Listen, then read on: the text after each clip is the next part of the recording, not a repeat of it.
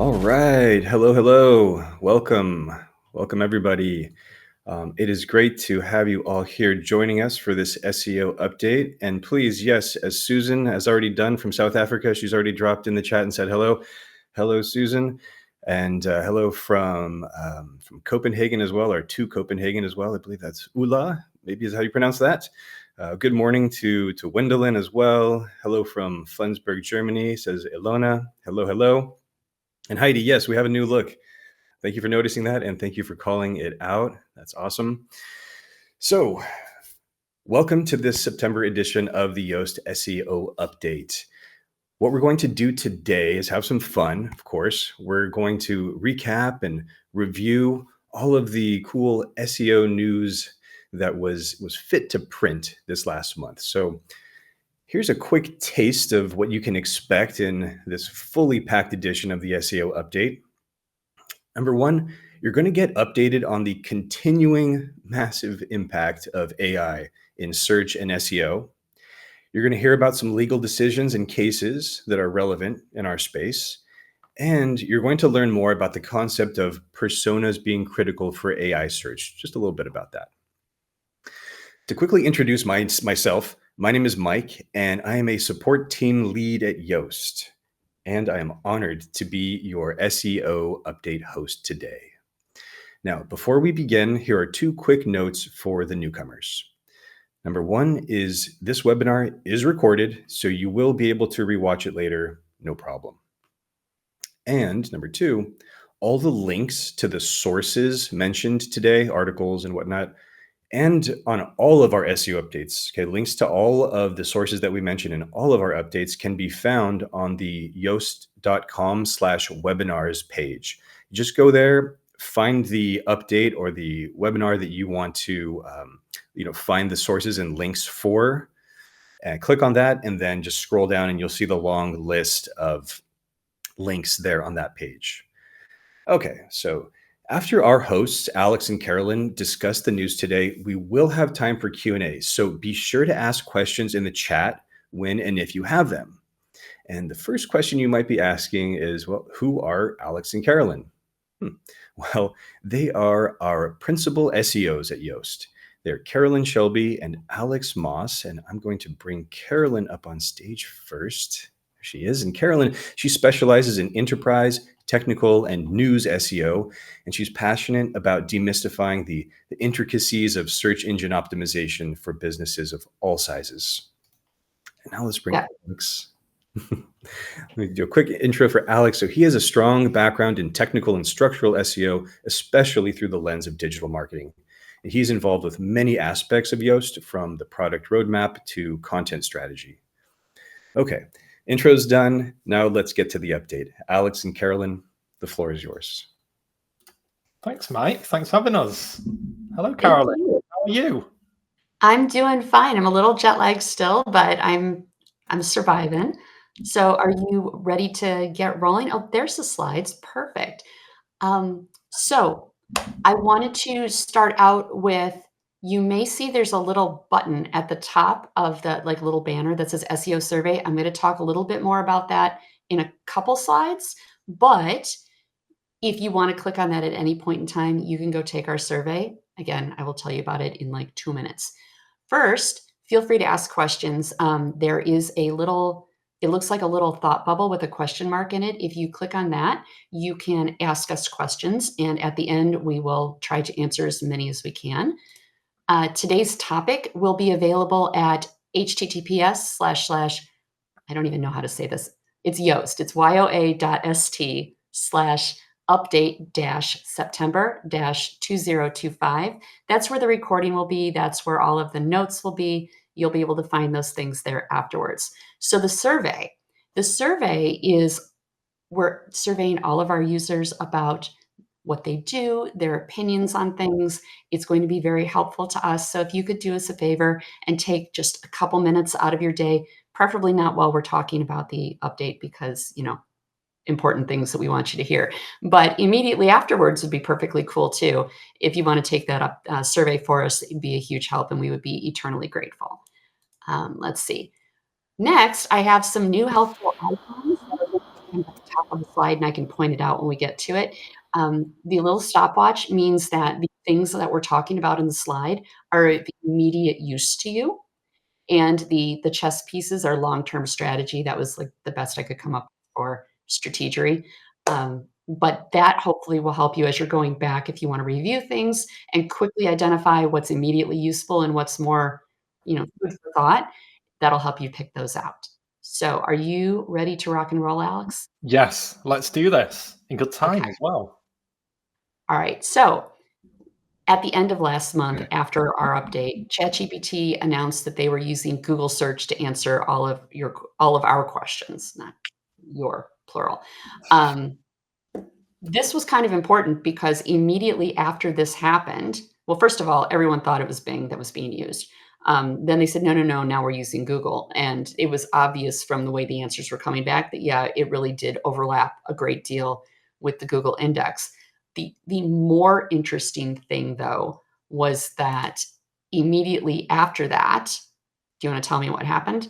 Yeah, well, something called the recoupling happened, maybe, if you want to call it that. So maybe in a previous update, we might have talked to you about the decoupling that Carolyn also named, the crocodile mouth, where you saw an increase of impressions and a decline of visits. What was actually happening in hindsight, that's the way we do it, is that instead of it happening like this, it was actually happening like that, and everything was going down. Now, to a Search Console report, that may look quite bad.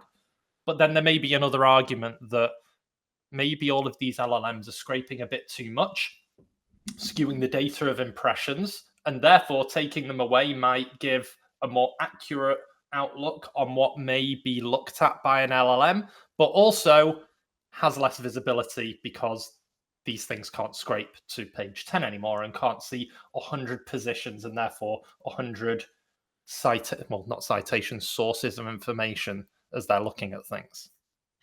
I feel like there's a more important takeaway, and I feel like it is so the taking away of the 100 search results means that you used to be able to force Google to show you the top 100 results instead of the top 10 all on one page, and all of the tools were using this, right?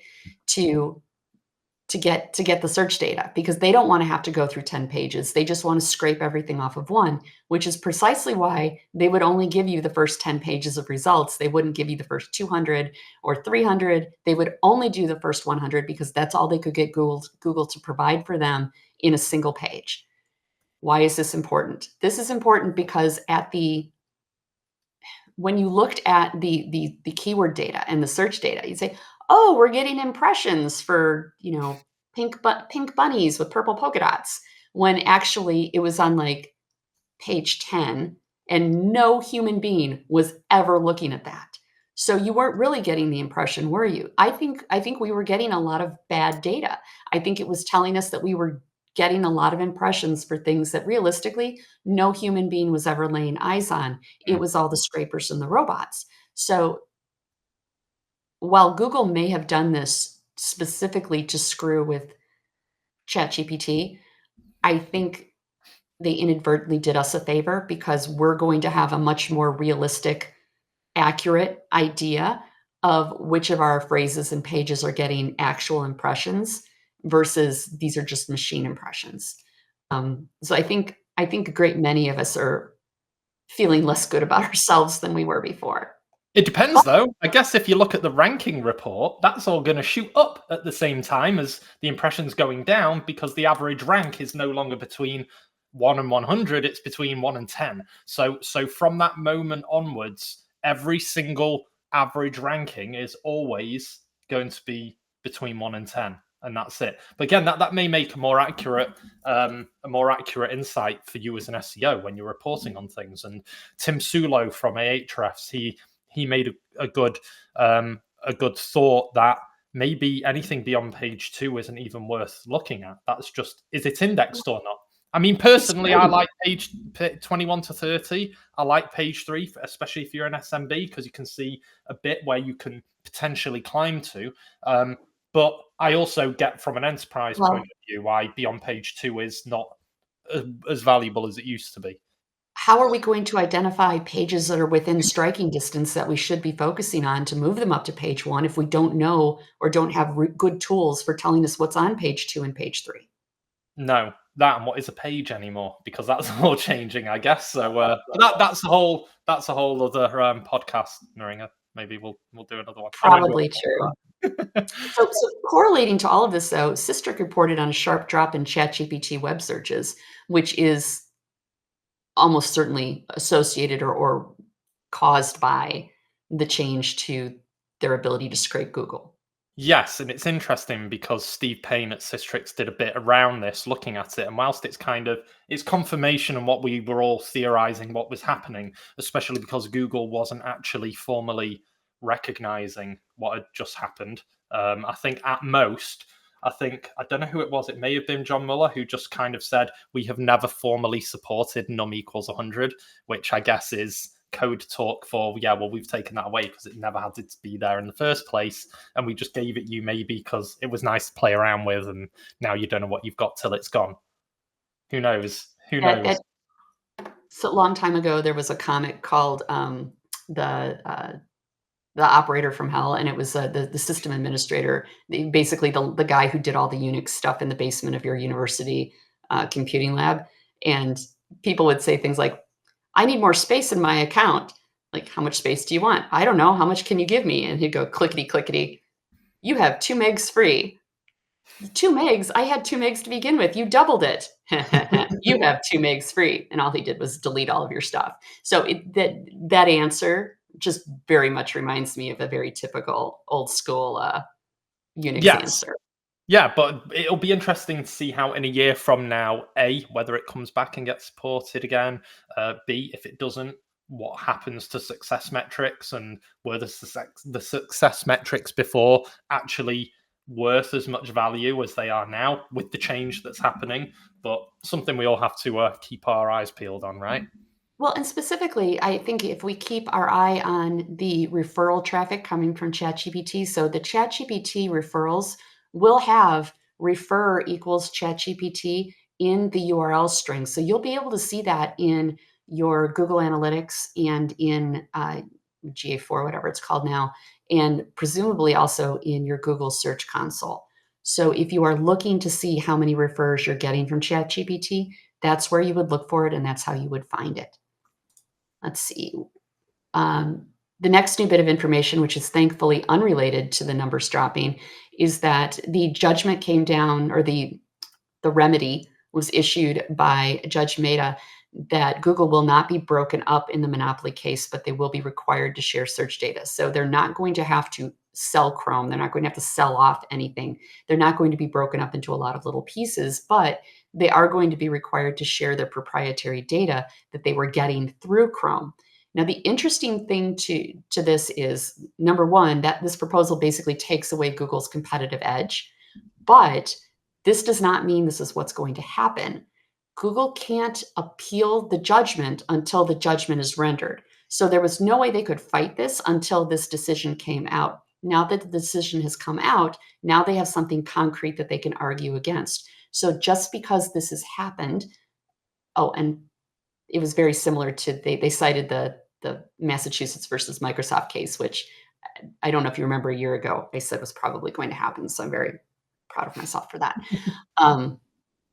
But now that this has been issued, Google can appeal it. So this is not going to happen anytime soon. There's still an appeals process, and they're going to fight it, as one would.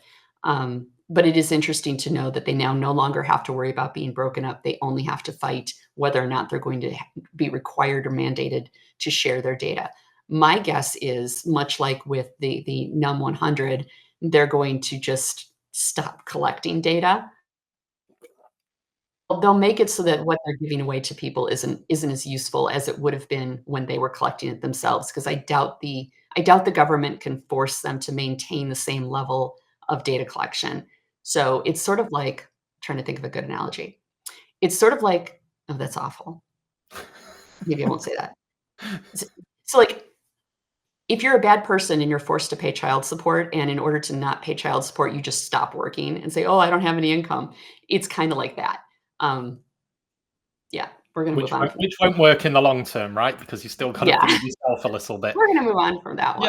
Yeah. Tell me about the ChatGPT experience improvements. Yeah, so all of these LLMs have kind of been, you just sign up and go, and then it personalizes along the way. But now there's a bit more thought into what goes on, into who's using it and the personalization it has, and you can do things. So I've always thought, like, well, how would a teenager use it? And maybe the answers that it provides to a teenager should be different to someone like me or a 5-year-old, you know? And that's what they've kind of focused on. And they've got study mode, which I know has come out. But as well as that, it identifies if they're talking to someone who isn't a fully grown adult and responds appropriately, but also responds appropriately if you're in, I don't know, a bad mental state, such as distress or something like that, or maybe suicidal tendencies.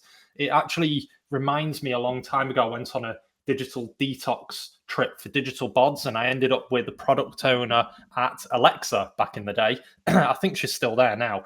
And she was in charge literally of dealing with queries that were suicidal in nature, and how to deal with the answers, because 6 months prior to that, it would tell you the answer, because you're asking a question and it was providing an answer to that question. Obviously it had to do things, and by the time that in those 6 months, she like connected Alexa to the Samaritans. So if you ask questions, a human would just be on the other end going, "Are you okay?" And actually, that was just in America. I tested it when I came back here, and it provided you with advice on what to do. And this is kind of the LLM version of doing that, which is probably going to help a lot, because without going through any of the stories here, there have been a couple of horror stories about people either, you know, committing suicide or going down a really bad path because ChatGPT gave them positive reinforcement, if you want to describe it that way. But hey, that's a good idea, because it always agrees with you and is agreeable in essence, and maybe it shouldn't agree with you on every little thing, such as this. I actually ran into this yesterday. I was talking to it and I said something. I was feeling anxious, and one of the things that I will frequently comment when I'm feeling anxious is that I'm going to die. And what I mean is I'm going to expire from anxiety, not that I'm actively seeking that outcome. Yeah. But it's like, you should call someone. Don't do anything rash, you know, and it starts trying to talk me down off the ledge that I'm not on. So I had to explain that was an expression, that was an exasperated expression. I am in no way interested in harming myself. I am just concerned that I'm going to have a heart attack. Well, that's a good thing. In that case, if you feel like you're having chest pains, definitely go to the ER. Like, well, at least it's trying to help, right? I think maybe it needs to learn more off British input, I reckon, as well, for data collection, because we're quite more cutting and dry, and maybe we can get around the nuance of what an LLM thinks we're saying when we're not. But yes, very good for humanity, this part of caring about the end user, which is really absolutely good. So that's good. Other things that have happened recently, I don't know if you recall, but last month when we had our show, I was at WordCamp, and I said, Danny Sullivan's going to talk. Do you guys have any questions? So Danny Sullivan did give his talk, and essentially what came out of it was things that are good for SEO are effectively things that are good for the LLMs, though I think he did mention that he doesn't like the term GEO as much as just like everyone else doesn't like that term. So the good SEO is good GEO perhaps implies more of an endorsement than was there for the naming. The gist of it, though, is that, you know, things that we have been doing all along that are good for SEO, and not just I think the problem that we run into is many people forget to do a lot of the fundamental SEO things, and they focus on a very small subset of things because those were tactics that worked. Mm-hmm. When people like Danny or John Mueller or, you know, any of the more old school SEOs say things like good SEO is good for GEO, they mean all of the good SEO things, including the things that a lot of people don't bother doing, and is particularly those things that make it good for the LLMs. So when you go and review, do make sure that you're doing all of the good SEO, not just the parts you remember to do or that you feel like doing, because fundamentals are required Was it? You can't have fundamentals without fun. Yeah. Anyway, do it all. Don't pick and choose. That is true. And maybe another message, maybe don't just like don't just like leave all of those not old hat but native foundations behind in order to chase whatever may be happening right now, because what's happening right now is quite likely not going to happen in the exact same way in 6 months. Remember that we're in the middle of the wild west, and the dust has not settled in the way that the tools are, and everyone's in this rat race of what's going to get at the forefront, and that it'll take another year or two at least for this dust to settle and for things to be a bit more consistent in the way that we report and deliver success and everything. There's no constraints on the innovation. So everything is going 100 miles an hour and changing super rapidly. So don't think that you've discovered something today that's going to work forever. It's going to work until it stops, and it could stop in 10 minutes or it could stop in 10 months. You have no way of knowing. Take a break. Yeah. Have a quick glass of water between the new tools. Just let it all get into the brain, and then don't worry too much. Absolutely. On September 7th, Google AI mode, we were told that it might become the default search experience soon. I do fully expect this to become the default search experience. Mm-hmm. We just don't know actually how soon. Weren't you telling me that the guy who said this, the Google guy, had to retract it and walk it back? Yes. Well, not walk it back completely. I think he kind of took 3 steps forward and then took 2 steps back. So I think he definitely has. This is obviously alluding that AI mode may become some primary option as the default, right? And that, I don't know, maybe the web search, the native web search that we've all known before the LLMs came out, is going to be the secondary.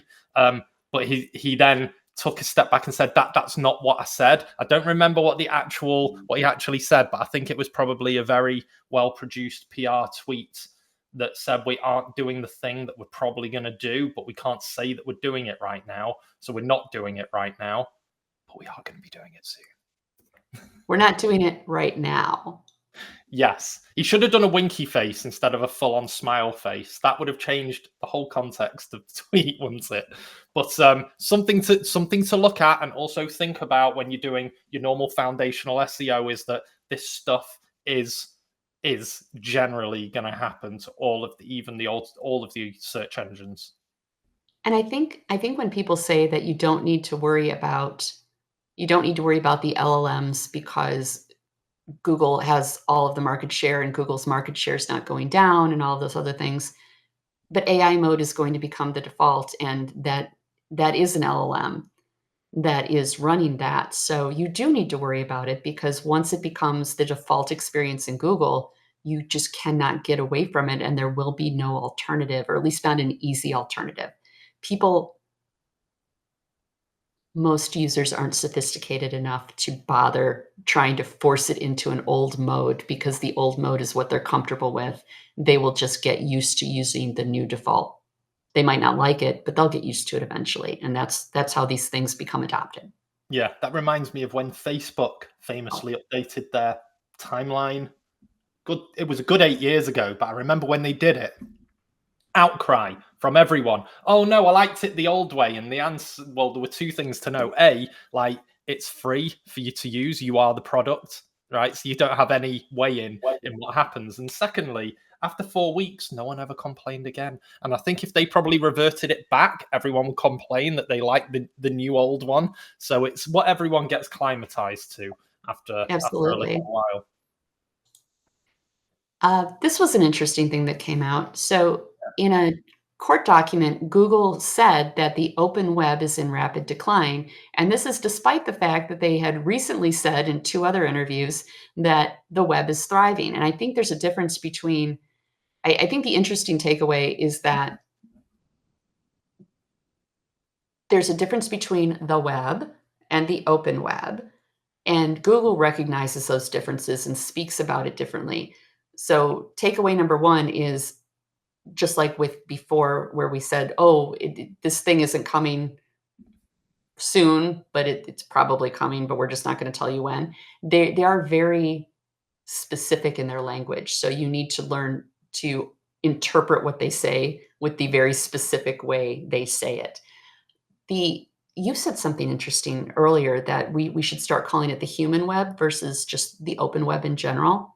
Yeah, I was speaking at SEO Brain. It's the Netherlands SEO community last week, and we sponsored it as Yoast. And I did a talk about like how we should all like calm down and not fear what's happening, and actually what we do as SEOs is probably more valuable now than it was before, because there's even less understanding from the normies. And the open web, I just thought was, it's open publishing, it's open words, free information out there. And maybe the word open is outdated now because of the agentic web in general and the presence of LLMs, that maybe I called it the human web. I said it on stage without thinking, because that's who it was for. The content was for the humans, not necessarily for the robots to then become the gatekeeper to then decide whether that content is for human consumption. So maybe the human web here is on decline, and words direct from web site to human is now going. That's what's declining, and in having these agents in the middle acting to synthesize all of that information for you. As these agents become more prevalent, I used to be always build for the humans, build for the humans. You're going to have to start building with the understanding that these agents are coming through, because they're going to replace the experience that you used to create on your website. They're taking that, and the humans aren't going to experience it anymore. So you have to build for the thing that's experiencing it, which means we are going to lose the human web at some point, because all of these experiences are going to be moved to and handled within these chatbot environments, where we're just interacting with our own personal little Jarvis, and our own personal little Jarvis is going to run out and, buy our Amazon stuff and put in our orders at Whole Foods and things like that. So it's fascinating to get these little glimpses that, the big companies like the Googles and the Metas do understand that there is a difference here, and they're actively planning for accommodating this. Therefore, the takeaway here is we need to as well. I think their challenge is merging them both together. Like maybe not the best comparison, but a good comparison is the dark web. The presence of the dark web is some area that's a bit more private, and only humans are in there, right? Like there aren't bots running the show to be the gatekeeper, and that maybe it's just humans though. Hey, do you? Well, true. But maybe, I don't know, maybe it's kind of our minds are split into two for the human web and the agentic web, and that some of them, like the way that I use ChatGPT, different to how I use Claude, different to how I use Perplexity, different to how I use the Google native SERP, is that maybe that's what we do. We split our discovery processes depending on what we're doing between a human web and an agentic web. Because there's some stuff I'm still going to want to do, like buying a car, I'll get some stuff, maybe the initial searches from ChatGPT, but then there's no way something like that right now is going to inform my final decision. I'm probably going to end up on the website and purchase manually, You hope. You hope in the next 2 years, maybe I'll be saying something else. Who knows? But it's an interesting thing to think, especially with the next story as well, which is about pirated books and payouts, and it's licensing. It's a minefield, isn't it? It is. So this is one of those lawsuits that I was keeping an eye on. So Anthropic, which is Claude, has agreed to a $1.5 billion settlement with a class action lawsuit comprised of authors who say that their books were pirated and illegally used to train the LLM. So the important thing to note, they're all excited because there's like 500,000 titles that are going to get $3,000 each. So if you're a single author and you had 3 books that you claim were pirated, you're going to get 15 grand. And that's great because a lot of these authors don't make a ton of money. Authors are like actors. You think that the actors are all super rich because you think of, just like authors, you think of Stephen King, you think of J.K. Rowling, you think of the big names, right? The thing is, there's a couple that make bajillions of dollars, and the vast majority of them do not make enough to live on. And that's where all of these, the majority of these authors are from. So $3,000 per title is basically a windfall for them, and they're super excited. The thing to note here, though, is that this was a settlement. When companies settle, they're settling with the stipulation that they're not going to admit any wrongdoing. This does not set a precedent, and this isn't going to change the laws because it was a settlement. So basically what happened was Anthropic opened their wallet and threw $1.5 billion at these people and their lawyers to make them shut up and go away. So going forward, there might be some licensing, or they might be better about proving that they didn't pirate the books, because really the only stipulation here is that they bought the copy of the book. If my option is I have to pay you $3,000 because it looks like I did something wrong, or I pay $19.95 to get a copy of your book from Barnes and Noble, and then rip the digital copy anyway, then I'm just going to buy one copy of your book and do that. So I think people were irrationally excited about this settlement.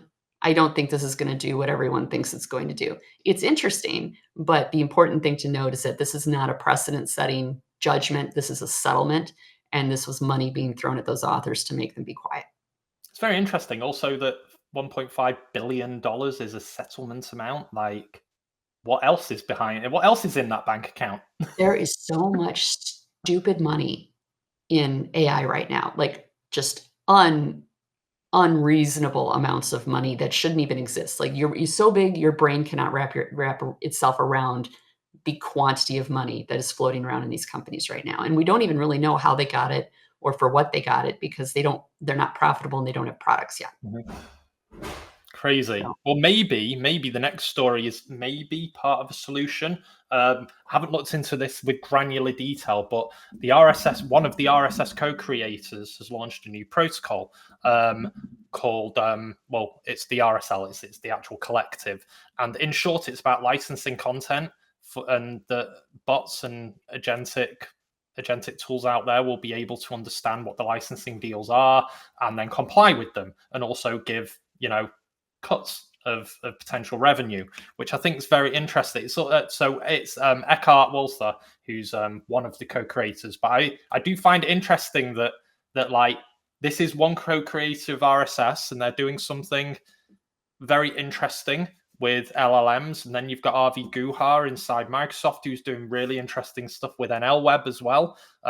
That's using how websites can connect directly with the human as well, and kind of cutting out the agent. And this is very interesting that these two minds, and that they're in different places right now, are thinking in alignment of how content and publishing in general, and being an owner of a website, of any service or product or news or whatever, can be controlled in some way if it's just thought about. And right now, I have more faith in these people than, say, the OpenAIs of the world, who are clearly here to capitalize off their own platform. And this is open source, and so is NLWeb. And I thought it was very interesting that this seems to be the good of the internet, much like RSS was, much like schema is. It's that mindset. I'm having confidence in what their potential solution will be. It's whether it's going to be adopted, though, although they have got some adoption already from some big people, clearly, like Reddit and Quora and Yahoo and so on. I think ultimately this solution is still requiring a lot. It leans heavily on the honor system, and it's still very easy to get around it anyway. So I think they're looking to get money where money can be gotten, but the stealing is going to continue apace. Too fast. Is it like crime and policing, that like criminals may be just one step ahead, and that it's up to the police to close loopholes in a way that people were abusing with Black Hat, right? And you just had to wait until Google filled that hole in so that it wasn't as effective anymore. And this is honestly, I think it's more like those cafes that they set up where you pay what you can afford and what you think it's worth, and if you can't pay at all, then you don't have to pay. It's 100% the honor system. Yeah, I just never think that. I don't know that we don't do that in England, because everyone would go broke in a day. It's No one would right. say. No one Yeah. would say. Because you have a sense of entitlement, I guess, don't you? And power. Well, I'll just say those cafes aren't all over the place in the US either, probably for the same reason. That's like Lord All of right, the let's Flies, keep isn't it? rolling so we can answer some questions at the end. Yes.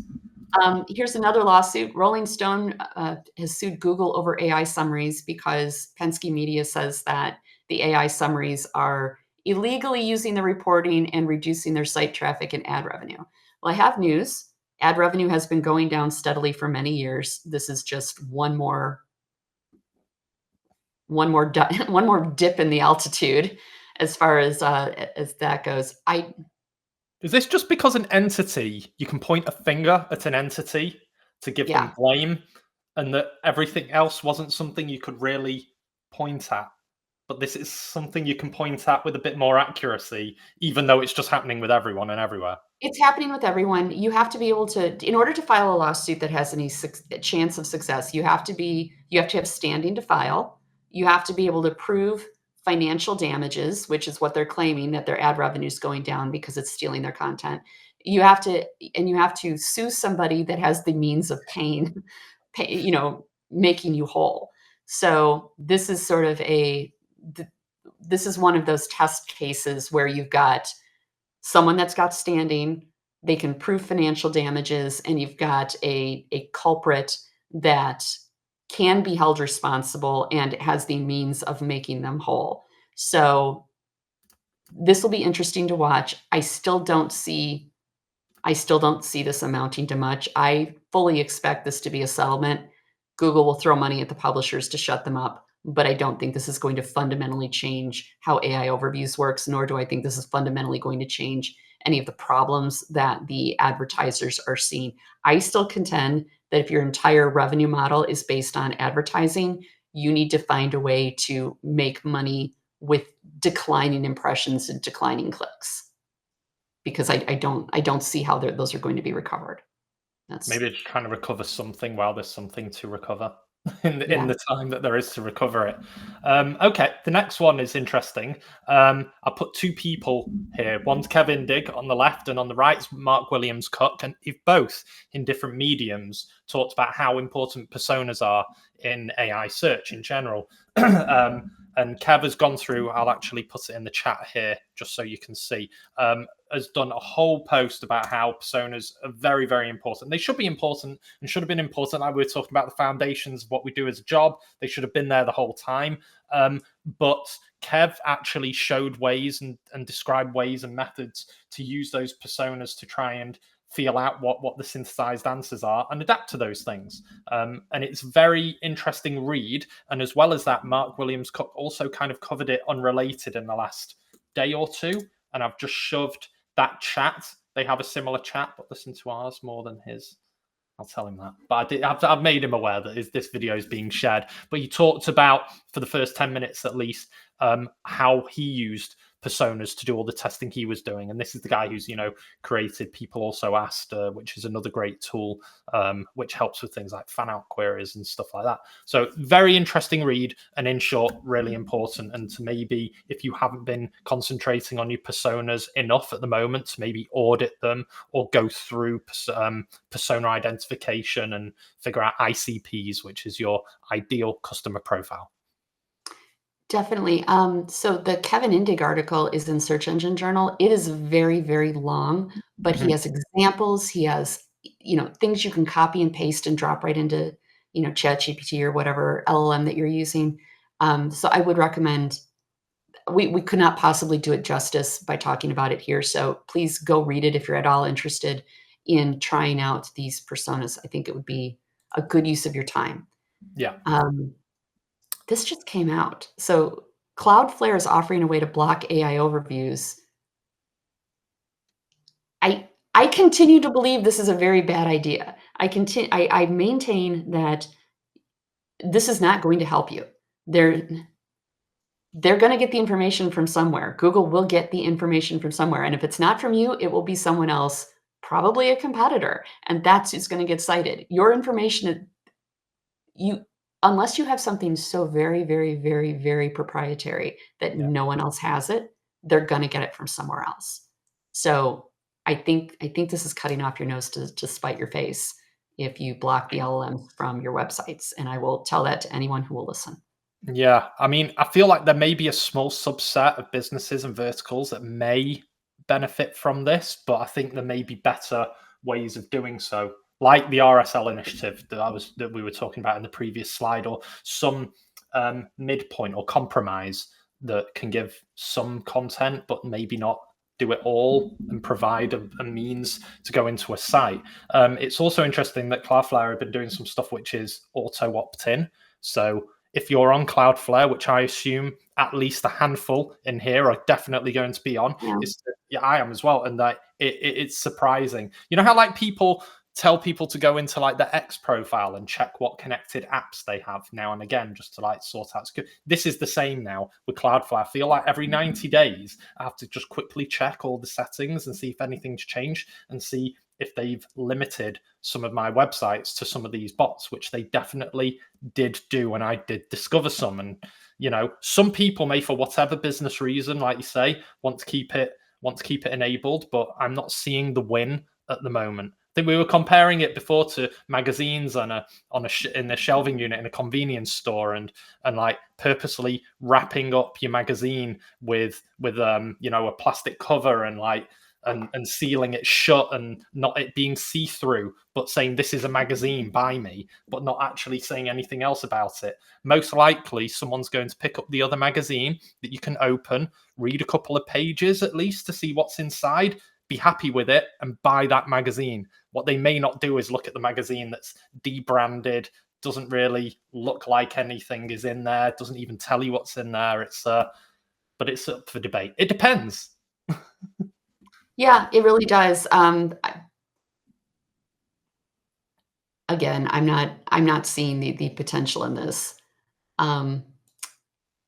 Though, if you're interested in more of what I think, I wrote an article in a Search Engine Journal it published just last week. It's about the writing style that AI defaults to. And it is a long article. It is not an article that says that you should not use AI to write. It explains how there's a very obvious style that AI cannot stop itself from writing. And it is because the LLMs were over-indexed, which means they were trained heavily on, to the point that this is really the majority of the training data, on transcribed speech. So its writing is really mimicking speech instead of mimicking writing. And it tends to be better in short form than long form. So when you try to stretch it into long form, it kind of makes you hyperventilate and feel anxious. I was particularly happy with this article. I encourage everyone to go read it, but I don't want to toot my own horn too much. Did you read it? Yeah, of course. Of course. Liar. We read all of our... Wait, are you not reading mine? I read yours all the time. Absolutely. Yeah. Here, let's move on. Yeah, I saw the eyes wander. Okay, so Google is going live with search. Is it called live? Oh, just called Google Search Live, which I don't know if you've been in the previous ones. We talked about multimodal search, where you may take a picture of something and then be able to add text like, what is this? Where do I buy? This is now a bit more immersive, if that's the word to use, where you can just walk around with the camera, not take a picture or record a video, but just walk around and talk about something that you're seeing with your eyes through the phone, and it will give you answers straight away. Yet again, it's keeping you inside the experience and away from the shop or the site the transaction or the information would be at, but at least it helps. But one thing that is for sure here is that this goes down to being really concise and detailed, but not over detailed with the content, to make sure that everything's populated in the right way so it can be discovered in this way, such as, I don't know, the mug in this screenshot here. If you sell that mug, make sure you're writing enough about it that it can get picked up when someone's chatting about it without much context, other than there's an image from a still and a video of a mug.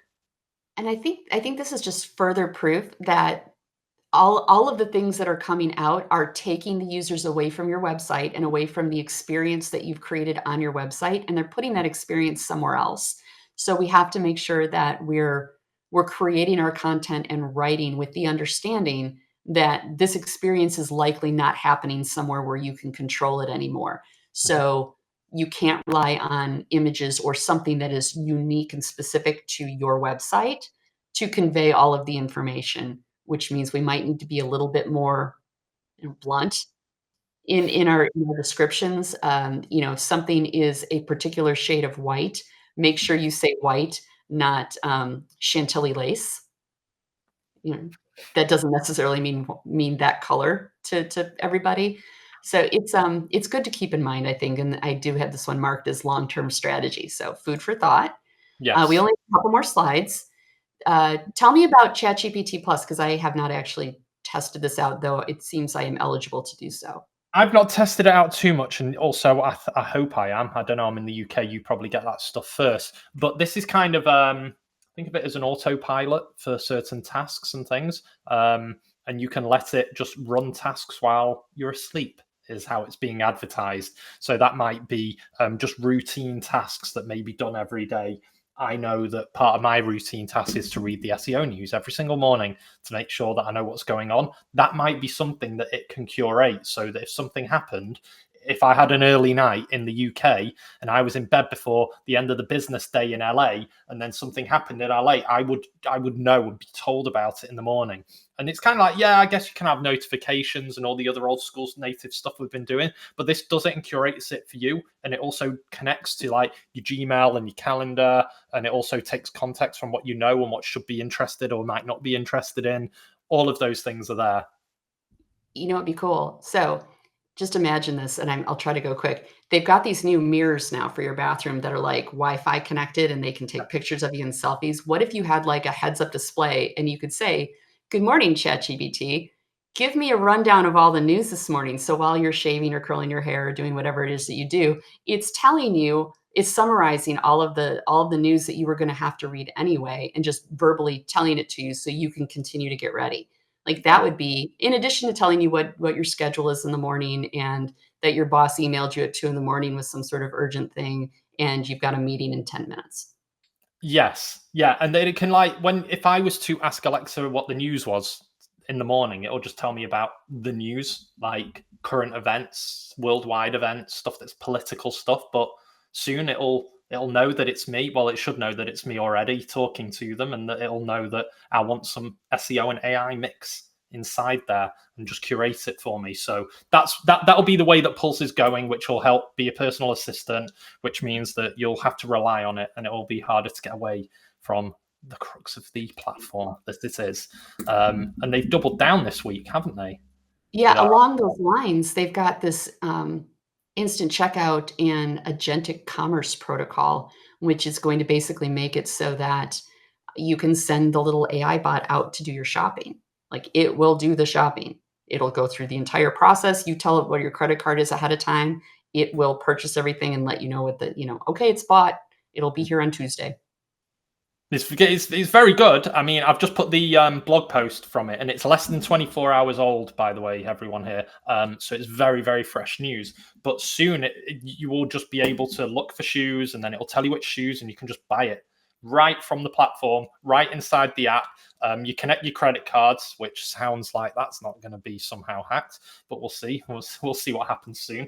And that makes everything a bit more automated. But for us SEOs, that's really important because it's now using potential organic, because again, it's not doing ads at the moment, is it? It's not paid. This is all in line with everything. It takes a little cut, doesn't it? Which they didn't say what the cut was. It just says we'll take a small portion. So real quick before, because I know we're running out of time, SEO takeaway for this. These agents use basically a text-only mode when they're up until the point where they make the decision to commit to the transaction, which means if the text on your page cannot be seen without JavaScript and all sorts of other bells and whistles, if it's in any way hidden, it won't be available to the browser that the agent is using to make its preliminary decisions, because it's not going to switch to a visual browser that can execute JavaScript and fill out forms until it's decided that your site is the site it's going to commit the transaction on. So do make sure that you're making it easy and simple for these little agents to get from your homepage to the transaction level page, and make it so that they have all the information they need to make the decisions. Because if you don't make that easy for them, they will go to another site where it is easy. That is my SEO takeaway for that. So let's keep going because we're running out of time. Are also in the news, these are some additional articles that we've provided for you that we didn't have time to discuss. The Google AI mode, now in 180 countries, gains agentic features. Everything is going agentic. Ahrefs acquired detail.com and SEO extension, which is a Chrome plugin, I think. The important thing there to note is that a lot of these big companies are buying publishers because they want to get into the LLM citations. And the easiest way to do that is to control the publishers. Google drops Search Console reporting for 6 structured data types. Google AI mode is coming to the Chrome address bar. It's actually already here. I've got that. And Perplexity has introduced a search API. So all of those are available for you to see. Do you want to tell me about the Yoast news? Because this is kind of important. Yeah. So later this week, we're going to be releasing AI brand insights. And this is just a couple of screenshots from it. I don't know if that one's quite small, but it's going to be a new product that we're going to be launching. And I urge you all to sign up and check it out, because it's going to have a lot of good tidbits and data on what you can do to improve the potential share of voice between you and competitors when you're cited within LLMs, and much more. So the TLDR is it's going to tell you how the LLMs see your company, and it'll give you queries. It'll give you what they see when people ask them about you, which I think is going to be very helpful. And I think you can do it for competitors too. But we will have more information on that. It's very exciting. So do look for that this week. There will be a huge announcement. And I think the next thing to tell you about is that if you saw our last Black Friday preparation coffee chat, we're going to have a follow-up to that on Tuesday, November 4th. So we invite you to join Alex and I for brewing up sales, the last-minute optimizations that you need for your Black Friday success. And then our next SEO update by Yoast will be Tuesday, October 21st. Same bat time, same bat channel. And I believe that means that was it. So why don't we do some Q&A, Mike? Yes. Sounds like a great plan. Thank you for sharing that awesome SEO update information. And let's get going. We have a question from Meg that says, so more on this striking distance concept that you mentioned briefly, Carolyn, which is, so her question is this approach to identifying keyword and optimization opportunities now no longer relevant? I don't know that it's not relevant anymore. In fact, I would imagine it's still very relevant. It's just going to be a lot harder to do if our tools don't know what's on, page 2 or page 3, because those were the areas we were looking to improve upon. I'm not even sure how the tools are going to figure that out unless we're manually looking for opportunities. Have you heard from any of the tools, Alex? How are they going to fix this? No, because I think it's a bit too early. Like some are saying, right, no, we're still going beyond page 2 or page 3 or whatever. But I just don't think that's going to be done in the long term. I think they're just probably soaking up some cost. So either some of these tools will increase the cost a lot to get that information, and most people, I believe, will say, nah, I don't think it's worth that extra. It's like more to get less accurate data. So yeah, I think keywords, I don't know, I've always thought of keywords as a good ideation starter on a broader topic.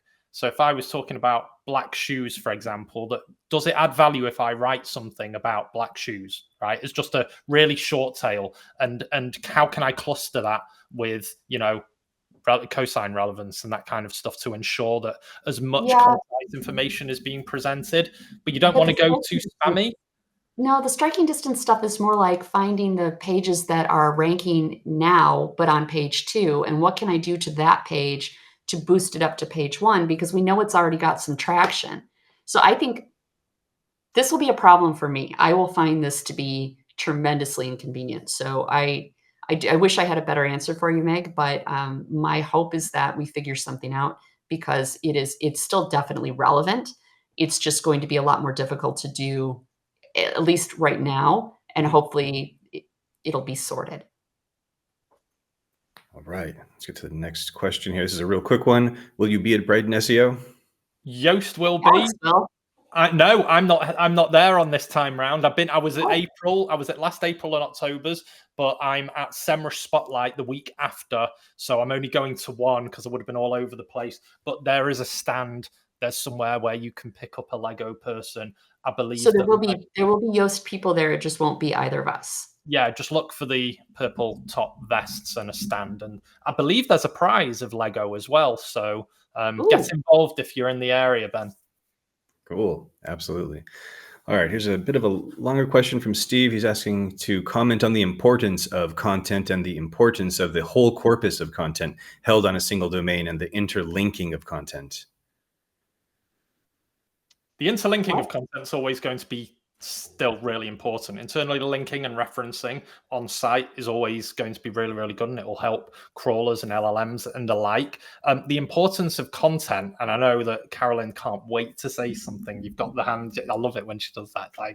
But we were talking about tokenization before, and that having too much content that doesn't get to the point and isn't concise is a bit, I consider, spammy. To token spam. So I called it, again, this was on SEO Brain last week, I called tokenization spam a thing. It's when you create words for the sake of words for filler, which is what some old grey hat techniques were. Just let's get this one keyword set and make 150 pages for 150 variations. That's not a thing that should have been done in the back, but it worked. But now it's even less valuable and it's not going to work as much. But content itself is really important. It's just how it's formatted, how it's presented. Now you go, Carolyn. I think the question is asking, I think it's more related to how the LLMs are finding the content on your site. And is interlinking still necessary for the LLMs to find your content on your site? And I'm going to say yes, because, and if I'm wrong on the intent of the question, I apologize, because I'm guessing here.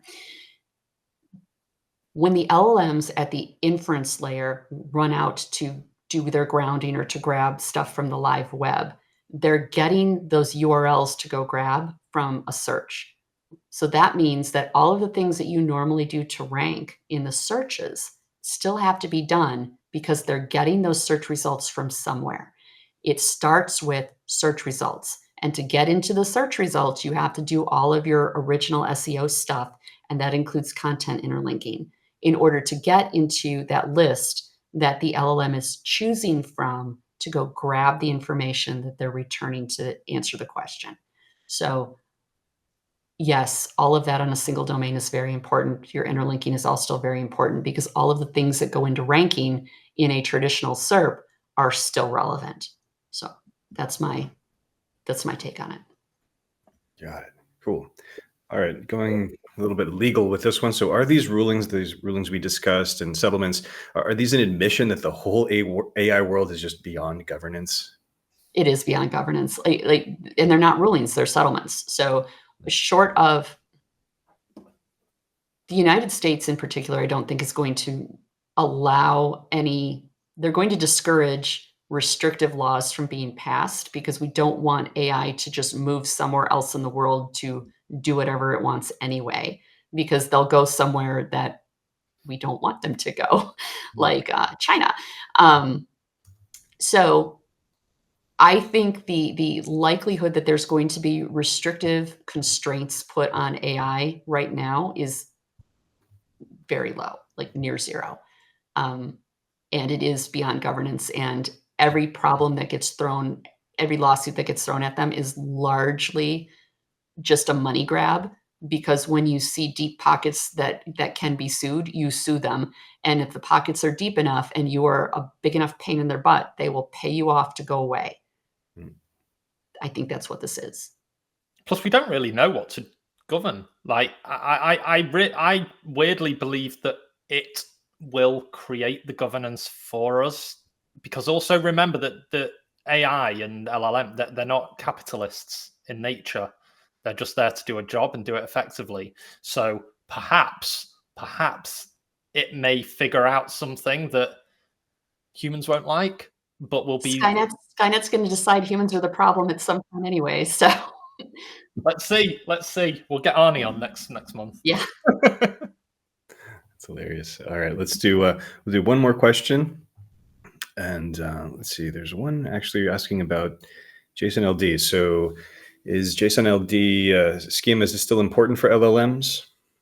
I would say it never really was. So it's important to get into the rankings that they're getting to make their choices. But once they get to your page, they can't see anything that's hidden. So if it's not visible text, they won't see it. The JSON LD schema is shoved into the head and they don't read that. Yeah. That being said, it's still important for the SERP rankings. I think when people say that the LLMs like schema, they mean that if you schema format your prompts, they'll eat that up because they love the organization. But I don't know if anyone remembers Lynx. Lynx was a browser in the before times that did not do pictures. So if you were to look at your page in Lynx, whatever is visible there is basically what the LLM can see. They can't see any more than that. So it's important to get into the rankings so that then the LLMs can come find you, but the LLMs themselves are not going to see it because it's hidden from human view. But I want to add to this that's the answer today, right? Because yes. right now, my belief is that it will become more important as things go along, and that I do believe that you're also thinking about a handful of LLMs and not the LLM world in general, at how it's ingested. So yes, some don't look at JSON LD. Some do, like NL Web does. That one does, but these other ones don't, because I don't think they were looking at them as much as well. But noting that things are populated in this way, being under the hood's a bit inconvenient, but it's still important populated information that's valuable elsewhere, perhaps through RSS feeds as well, or XML outputs that can be used elsewhere that LLMs will read. So maybe it's a bit more indirect, but what I don't want to say is don't do it. That's the worst. No, I would never say don't do it. Stuff. Do it all, and you might find that in 6 months, you don't know, OpenAI may say on January the 1st, you know what? We've just integrated schema and JSON LD, everything. If you've got any structured data, we're going to be ingesting it. And watch as everyone all of a sudden will find that a focus when it should have been a focus the whole time. It's one of those things. It's like brushing your teeth and putting on clean underwear. You need to do it every day, even if you don't think it's necessary, because you never know when it's going to be necessary. Mm-hmm. Truth. All right. I think that's a good place to wrap up. Thank you all for joining us. And, remember that we have these every month. So you can sign up for October's SEO update even now to get a reminder and put it on your calendar. We'd absolutely love to see you again next month, and bring a friend. Yep, you can click on the register for the next SEO update on the screen there. And thanks again, and we will see you all soon. Bye-bye. See you soon.